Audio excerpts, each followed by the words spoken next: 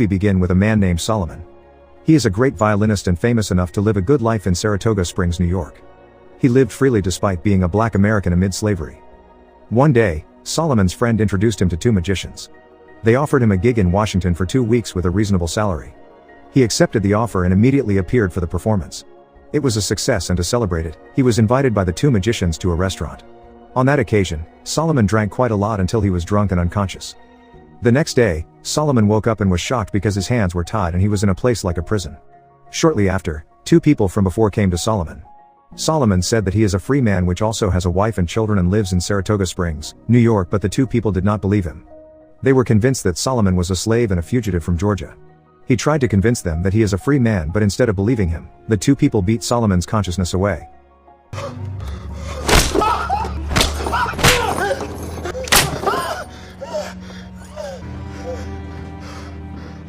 After that, someone else approached Solomon and ordered him to change his clothes with the clothes that the person brought, then smuggled Solomon and some other people in the night with a carriage. Later he found out that he will be taken to a place where they traded slaves. He and the other slaves were then ordered to get on the ship. Someone reminded him that he had to hide his ability to read and write because if someone from the human trafficking mafia found out about it, Solomon will be murdered. If you want to survive, do and say as little as possible. On the ship, there was a white crew member who dragged a black girl and was about to rape her. A black man then blocked him and made him mad. He then stabbed the black man to death. Solomon and the others were shocked. They were ordered to throw the man's dead body into the sea. Upon arrival at the port, they were presented to someone. Solomon tried to explain his real name, but he was instead slapped by the man. He was then gathered with the other slaves in a shelter. In that place, Solomon also met with Eliza and her 2 children. They were told to clean themselves and get ready after everything. They were then displayed to be traded in the slave trade. A man named Ford who wanted to buy slaves came, and after screening all the slaves, he decided to bring Solomon and Eliza along. Sadly, Eliza had to part with her children. Being a slave, they both did not have the power to fight against him and were forced to obey. Solomon, who then changed his name to Platt, and Eliza were taken to Mr. Ford's house. Eliza kept crying because she was separated from her 2 children.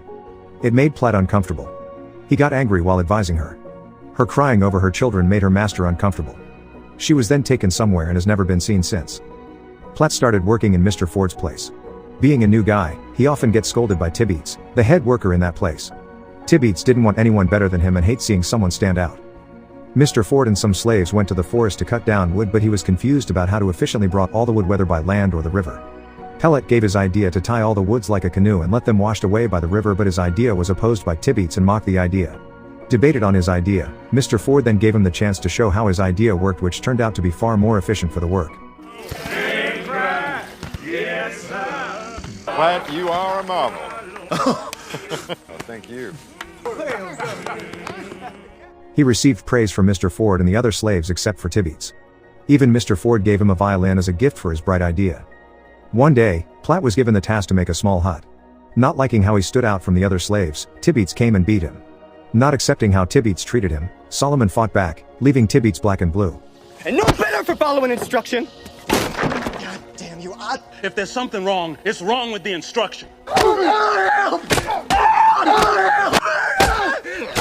Not long after, a guy named Chapin, a senior foreman in there. He broke up the fight and let Tibeats ran away.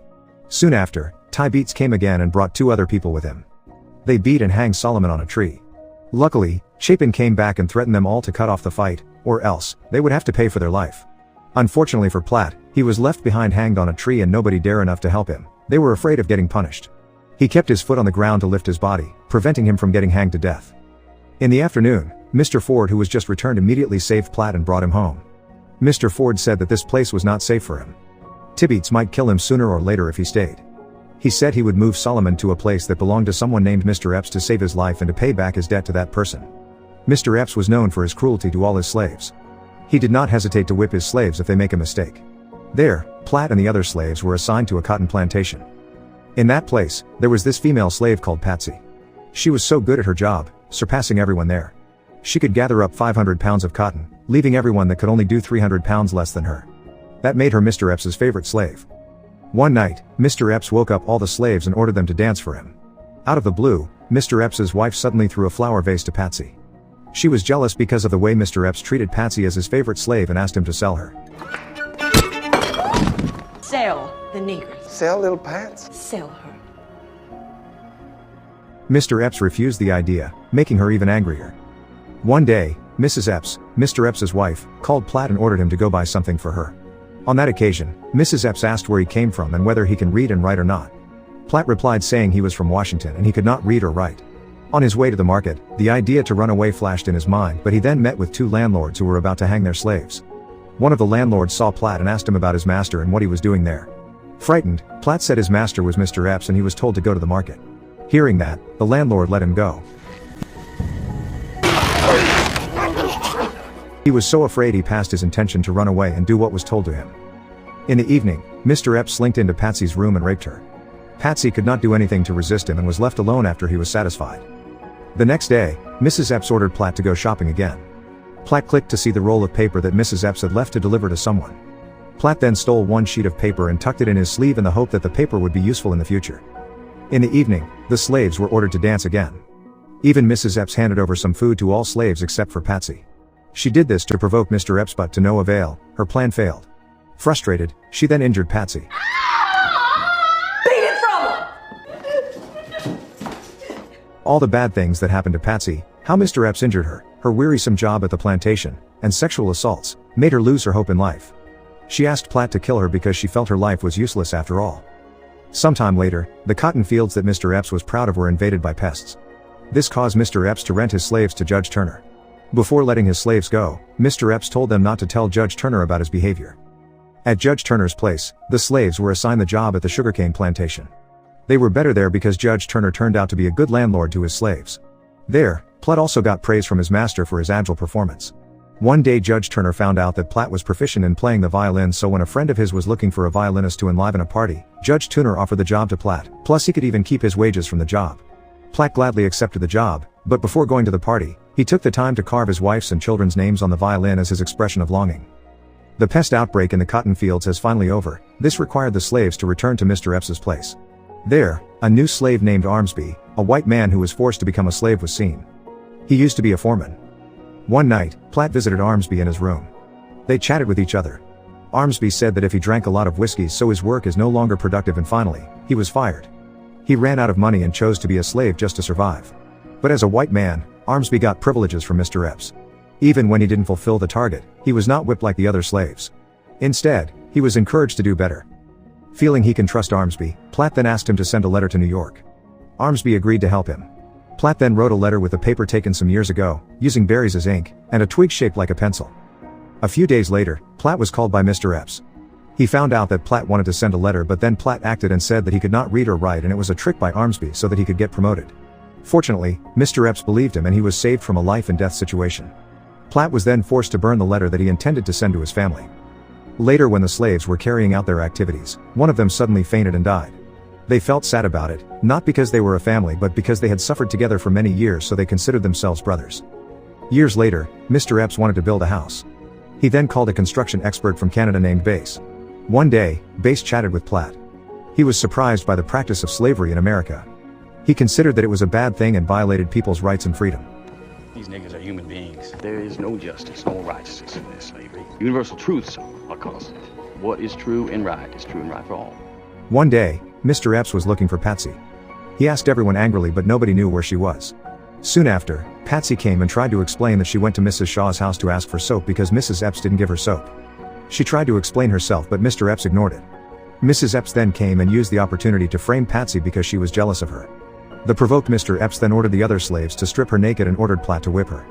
Platt pitied Patsy and so he tried to whip weakly. Mr. Epps saw that and threatened him with a gun to whip harder. The punishment was not done yet. Mr. Epps started whipping her violently, almost causing her to lose her life.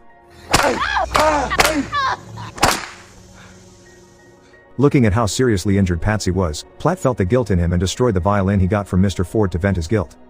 Sometime after the incident, Platt met Bass and told him that he was named Solomon and was an independent man who came from New York.